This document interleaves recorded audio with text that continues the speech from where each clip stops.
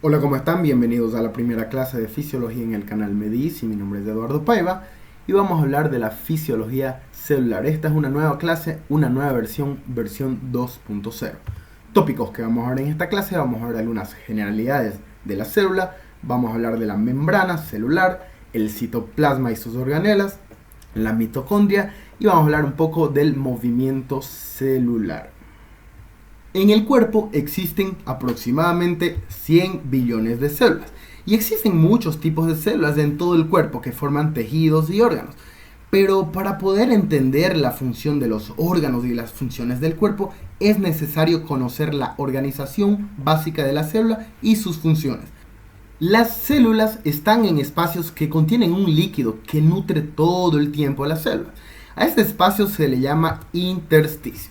Y el intersticio está en contacto con la sangre y vasos sanguíneos. Al líquido intersticial que está en el intersticio y el plasma, que es la parte no celular de la sangre, se denomina líquido extracelular o LEC. Y al líquido que está dentro de la célula se le denomina líquido intracelular o LIC. La célula está compuesta por agua, entre el 70 y 85%. Tiene iones. ¿Qué son los iones? Son productos químicos inorgánicos. Si tiene carga positiva, se le denomina catión. Por ejemplo, el sodio, el potasio, hidrogeniones, el calcio. Y si tiene carga negativa, se le denomina anión. Ejemplo, el cloruro, el cianuro y cualquier producto químico inorgánico con carga negativa.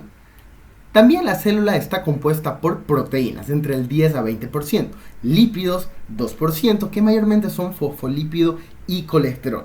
Y por último, las células están compuestas también por hidratos de carbono o carbohidratos. En la mayoría de las células su valor es del 1%, pero en casos especiales como células musculares y hepatocitos, la cantidad puede ser mayor, 3% en las células musculares y hasta 6% en los hepatocitos o células hepáticas. Ahora hablemos de la membrana celular, también llamada membrana plasmática. Es una bicapa lipídica fina y flexible que impide la penetración de agua, ya que, como sabemos, el agua no se mezcla con grasas y la membrana es grasa, la membrana es lipídica. De hecho, fíjense cómo está hecho la membrana por dos capas de fosfolípido. Aquí tenemos un fosfolípido, su cabeza fosfato y su cola lipídica. La membrana está formada por el 55% de proteínas, 25% de fosfolípidos, 13% colesterol, 4% de otros lípidos y 3% de carbohidratos. Como vimos, la membrana está formada por dos capas de fosfolípidos. Y aquí tenemos la cabeza fosfato hacia afuera de la membrana y hacia el centro la parte lipídica. Las partes de los extremos de la membrana son hidrófilos, o sea, estas partes, las que están hacia afuera. Mientras que la parte central de la membrana es hidrófobo, ya que como tiene lípidos en la parte central, ¿se acuerdan? Cabeza fosfato y lípidos en la parte central, y esos lípidos no se mezclan con el agua, entonces son hidrófobos, o sea, repelen el agua. Ya la parte lipídica son hidrófilos. La parte, fosfato, acuérdense que lípido no se mezcla con agua, es como intentar mezclar en un vaso agua con aceite, o sea, imposible. También la membrana está hecha de colesterol, esto es lo que vemos en amarillo. Y su función del colesterol en la membrana es determinar el grado de permeabilidad de sustancias hidrosolubles, o sea, permite decidir si va a pasar una sustancia con facilidad o no la va a pasar. Ahora veamos las proteínas en la membrana. Existen dos tipos de proteínas en la membrana: las proteínas integrales y las proteínas periféricas. Las proteínas integrales hacen protrusión en la membrana, o sea, penetran por la membrana, formando así canales o poros. Y las proteínas periféricas que se unen solo a la superficie y no penetran en todo su espesor. Muchas de las proteínas integrales se componen de canales estructurales o poros, como vemos en la imagen. Un canal, fíjense, que permite el paso de agua y iones del líquido extracelular al intracelular. También sirve como enzimas, que son facilitadores metabólicos de reacciones, y también como receptores. Ya las proteínas periféricas se unen con frecuencia a las proteínas integrales y la mayoría funcionan como enzimas o controladores del transporte del canal. Y aquí tenemos una imagen, la membrana, y aquí vemos una proteína integral, transmembrana, y aquí una proteína periférica unida a una proteína integral. Ahora hablemos de los hidratos de carbono. Los hidratos de carbono en la membrana se presentan de dos formas, como glucoproteínas y como glucolípidos.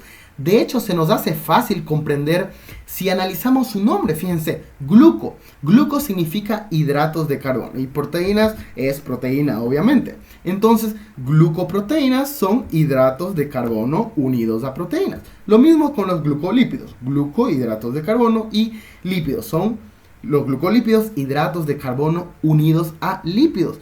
Y fíjense en la imagen, fíjense, un glucolípido, ya que este hidrato de carbono está unido a un lípido. En este caso, ¿se acuerdan de la membrana? El fosfolípido.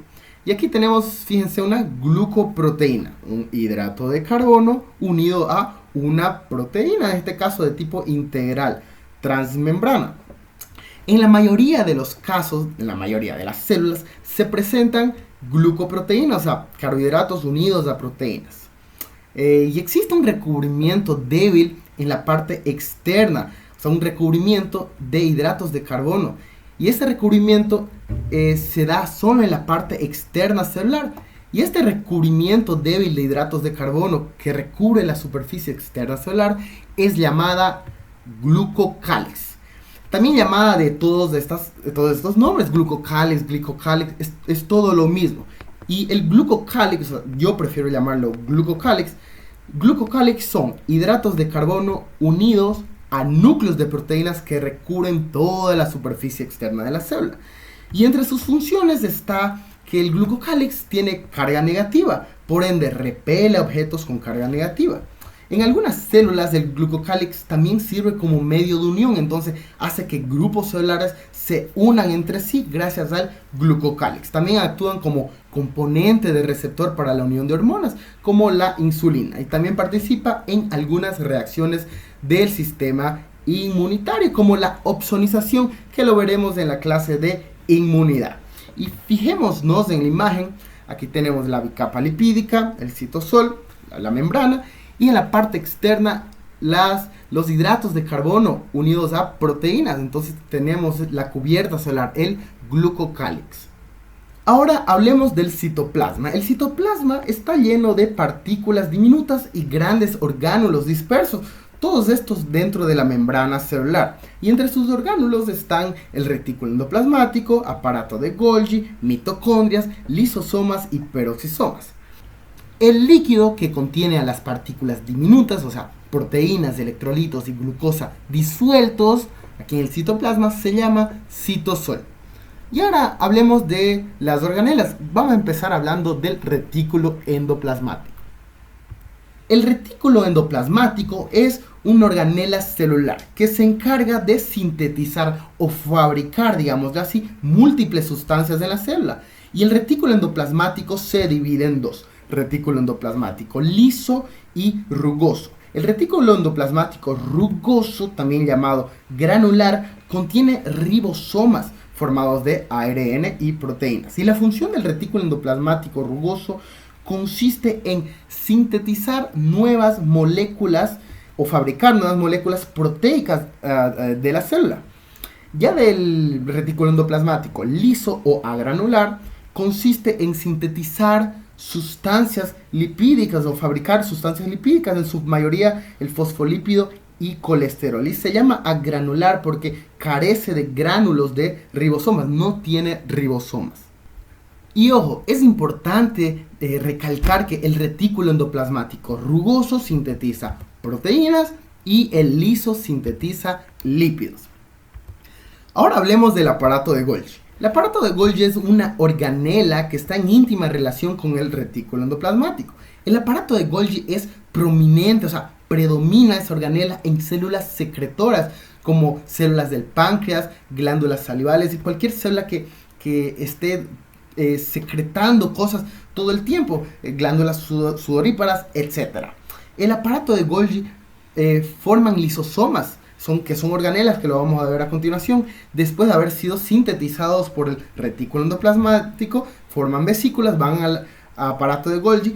Y veamos que la función del aparato de Golgi es empaquetar, o sea, procesar la mayoría de las sustancias que fueron sintetizados o fabricados en el retículo endoplasmático. Y después de procesar, se liberan las sustancias por vesículas secretoras hacia el exterior de la célula. Aunque hay varias proteínas o sustancias que son destinadas a la propia célula y no van hacia el exterior, fíjense, tenemos retículo endoplasmático, rugoso, liso, se transporta hacia el aparato de Golgi para que sean así empaquetados, y del aparato de Golgi forman vesículas secretoras y son expulsados por un mecanismo de exocitosis que lo vamos a ver en la segunda clase de fisiología. El mecanismo de exocitosis son expulsados, pero hay algunas proteínas o sustancias que también se requieren, tienen que estar en la propia célula, son, o sea, como la regeneración, algunas proteínas o canales de la membrana. Entonces lo que hace es, en vez de expulsarse por exocitosis, simplemente se queda dentro en el citoplasma y son usados para la propia célula. Ahora hablemos de los lisosomas. Los lisosomas son organelas que se desprenden del aparato de Golgi, como vimos. Aquí los lisosomas se desprenden del aparato de Golgi y contienen enzimas digestivas de tipo hidrolasas. Y es constituido el aparato digestivo intracelular. De hecho, esa es su función, aparato digestivo intracelular, ya que permite que la célula digiera estructuras celulares dañadas. O sea, la propia célula digiere sus orgánulos o sustancias y hace como un reciclado de los componentes, un fenómeno llamado autofagia. O sea, se come a sí mismo para ir renovando. También digiere partículas de alimentos que la célula ha digerido, y también sustancias no deseadas como bacterias, así como lo hacen las células fagocíticas como los neutrófilos y macrófagos, que lo veremos en la clase de leucocitos. Fíjense en la imagen cómo la célula formó una vesícula, o sea, por un mecanismo de ingestión celular. Eso lo vamos a ver en la clase 2, ingestión celular. Y esta vesícula de ingestión celular, o sea, de endocitosis, ya sea pinofiscitosis o fagocitosis, que lo veremos con detalle en la clase 2, a esta vesícula formada, los lisosomas, su función de los lisosomas van a ser descargar las enzimas hidrolasas a esta vesícula. Entonces van a digerir las partículas, las sustancias que están en esta vesícula. Y una vez digerida, el cuerpo residual, o sea, el restante, va a ser excretado por medio también de un mecanismo de excreción celular llamada exocitosis, que lo veremos con detalle en la clase 2 de fisiología. Hablemos ahora de los peroxisomas. Los peroxisomas son organelas similar físicamente a los lisosomas, pero tienen dos funciones totalmente diferentes, más que funciones, yo diría características. La primera es su origen. Los peroxisomas provienen del retículo endoplasmático liso y no del aparato de Golgi como los lisosomas. La segunda función diferencia es que los peroxisomas contienen enzimas de tipo oxidasas en lugar de hidrolasas. El alcohol, por ejemplo, que digerimos de forma social, es desintoxicado por enzimas oxidasas, y es por eso que abundan los peroxisomas en los hepatocitos o células del hígado. Varias de las oxidasas son capaces de combinar, o sea, hacen que el oxígeno se combine con iones de hidrógeno para así formar el peróxido de hidrógeno, que conocemos como agua oxigenada, y tiene una función, como dijimos, de desintoxicar. Fíjense en la imagen, aquí está la célula, los lisosomas y los peroxisomas. Los lisosomas son físicamente parecidos, pero con funciones totalmente diferentes. Ahora hablemos de las mitocondrias. Las mitocondrias son organelas importantísimas con varias funciones, como la respiración celular. Así como los pulmones intercambian oxígeno con dióxido de carbono en nuestro cuerpo, las mitocondrias lo hacen en las células. Nos proporcionan también la fuente de energía gracias a la formación de ATP, adenosín trifosfato, que lo vamos a ver más adelante. También las mitocondrias son capaces de autorreplicarse, o sea, multiplicarse sin necesidad de ser sintetizada en otra organela. O sea, es independiente. Y la mitocondria Por último, es la que programa la muerte de la propia célula. Eso pasa cuando la célula ya está vieja, ya carece de funciones, y la mitocondria entonces programa la muerte de la célula, lo que se llama apoptosis. Veamos que la mitocondria tiene una membrana limitante externa, esta que es lisa, una membrana limitante interna, y entre estas dos tiene el espacio intramembranoso. Y todo el líquido adentro de la matriz, adentro de la membrana limitante interna, todo se llama matriz mitocondrial. Y tiene su propio, fíjense, tiene su propio ADN, y por eso puede replicarse por cuenta propia. Y es aquí, en la mitocondria, que ocurre la formación de lo más valioso del ser humano, el ATP, adenosín trifosfato, que es la energía que nuestro cuerpo necesita para hacer prácticamente todo, todas las funciones, reacciones, movimientos, etc. Y los alimentos o sustratos que necesita la célula para producir energía, o sea, ATP, reaccionando con el oxígeno, fíjense, son los hidratos de carbono, las grasas y las proteínas. Graben eso en mente. Hidratos de carbono, grasas y proteínas. Casi todos los hidratos de carbono se convierten en, fíjense, glucosa. Hidratos de carbono en glucosa. Ahora, las grasas en ácidos grasos y las proteínas en aminoácidos. Lo más importante son la glucosa y el oxígeno. Y fíjense que cuando la glucosa entra en el citoplasma celular, las enzimas del propio citoplasma lo convierten en una reacción en ácido pirúvico. Y este proceso es denominado glucólisis. Y en este proceso se liberan 2 moles de ATP, de adenosín trifosfato, lo que aporta 5% de la energía a la célula, pero no es suficiente. Y esto pasa fuera de la mitocondria, o sea, es poca energía. Pero el 95% de la energía se forma dentro de la mitocondria. Fíjense, el ácido pirúvico, junto con la conversión de los ácidos grasos y aminoácidos, se transforman en acetil-CoA o acetilcoenzima A. Esta acetilcoenzima A se disuelve en la matriz mitocondrial y aquí ocurre una serie de reacciones llamada ciclo de Krebs o ciclo del ácido tricarboxílico, que lo conocemos, el ciclo de Krebs. Y en este ciclo de Krebs se forman 36 moles de ATP y esto libera agua, H2O, y dióxido de carbono de la mitocondria a la célula y de la célula a la sangre, a que sea de nuevo renovado ese dióxido de carbono en los pulmones.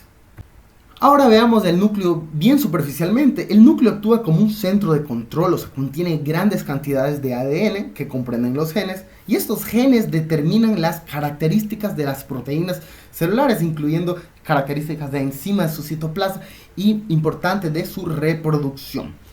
Veamos en la imagen que tenemos el núcleo y su membrana, llamada membrana nuclear, que está en íntima relación con la membrana del retículo endoplasmático. Y tenemos el núcleo, lo que sería el núcleo del núcleo.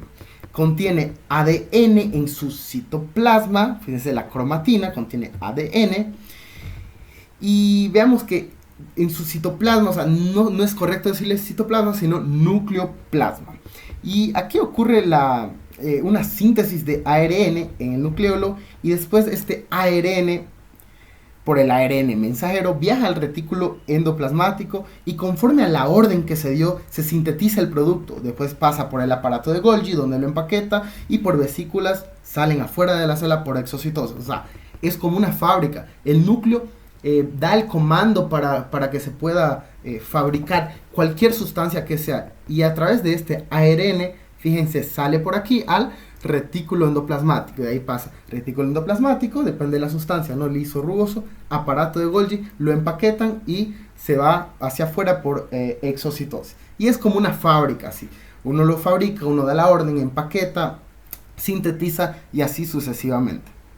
Por último, vamos a hablar del movimiento ciliar. Superficialmente existen 2 tipos de movimientos, sin contar el de los músculos, que lo veremos en la clase de fisiología muscular, que es la actina, la actina miosina, que hacen los puentes cruzados, el golpe de fuerza, y se mueve, se contrae el sarcómero, pero eso lo vamos a ver en fisiología del músculo liso.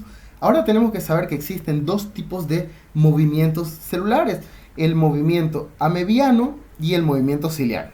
En el movimiento amebiano, la célula crea un pseudópodo, un pie falso, pseudópodo que se apoya sobre el tejido, ¿no? Y aquí hace los mecanismos que lo vamos a ver en la clase 2, pero es importante que sepa. Va a ser una endocitosis y una exocitosis, o sea, ingiere y excreta, y va a hacer este movimiento. La exocitosis lo hace hacia el lugar donde se quiere ir. Normalmente eso pasa en células, sistema inmune, por ejemplo, en neutrófilos, en macrófagos que van hacia el lugar, o sea, se mueven hacia un lugar donde se tenga un químico llamado factor quimiotáctico, que lo veremos después. Lo más importante es saber que hacen endocitosis y exocitosis. Ya el movimiento ciliar se da en las células que tienen cilios. En la superficie de las células hay cilios en algunas células y hacen en movimiento, fíjense, en forma de látigos. Y esto existe principalmente en la superficie de las vías aéreas, en donde los cilios limpian el aparato respiratorio por este mecanismo, el movimiento ciliar. Por eso hay cilios en el aparato respiratorio, ya que limpia el moco y hace que lo expulsemos, protegiendo así, ¿no?, los pulmones. Y también en la trompa de falopio del aparato reproductor, que transporta el óvulo desde el ovario hasta el útero una vez fecundado por el espermatozoide. Perfecto. De bibliografía utiliza el Tratado de Fisiología Guyton Hall, edición número 13. Muchas gracias, te mando un abrazo.